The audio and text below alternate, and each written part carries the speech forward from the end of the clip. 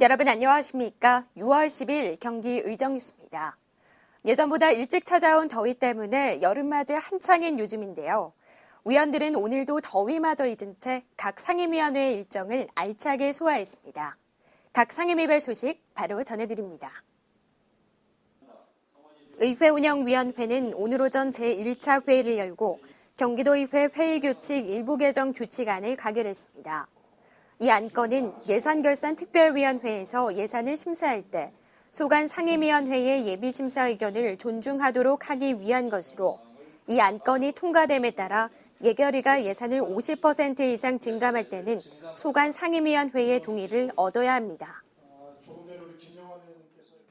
기획재정위원회도 제1차 회의를 열고 경기도 행정기구 및 정원조례 일부 개정 조례안을 가결했습니다. 이 안건은 국민의 안전을 보장하기 위해 안전관리 조직 체계를 강화하기 위한 것으로 주요 개정 내용은 경기북부청사의 기획행정실을 안전행정실로 명칭을 바꾸고 기능직을 일반직으로 전환하는 것 등입니다. 보건복지공보위원회도 비슷한 시각 제1차 회의를 갖고 미수가 및 선천성 이상화 지원 확대 촉구 결의안을 심사했습니다. 이 안건은 젊은 미수가 부모들의 경제적 부담을 줄여주고 미수가 집중치료실 부족에 대한 대책을 강구하기 위한 것으로 좋은 취지를 인정받아 가결됐습니다. 문화체육관광위원회는 6월 7일 제1차 회의를 갖고 경기도 문화재보호 조례 일부 개정 조례안을 심사했습니다. 이 안건은 업무 효율을 위해 경기도 문화재보호위원회의 국장을 과장으로 조정하고 위원회의 연속성을 강화하기 위해 임기를 1년에서 2년으로 수정하는 것으로 타당성을 인정받아 가결됐습니다.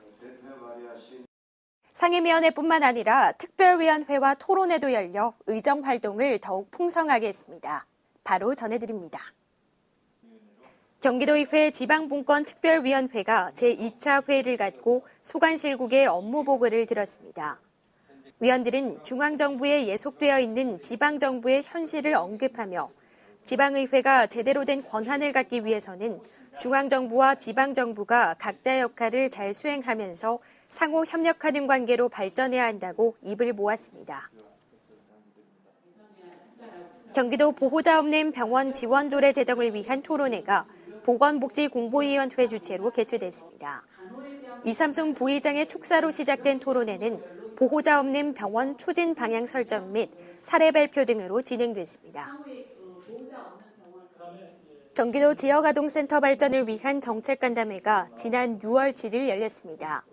이번 간담회는 염동식 여성가족평생교육위원회 위원장 등 8명이 참석한 가운데 지역아동센터 종사자 급여 현실화 등을 주제로 진행됐습니다.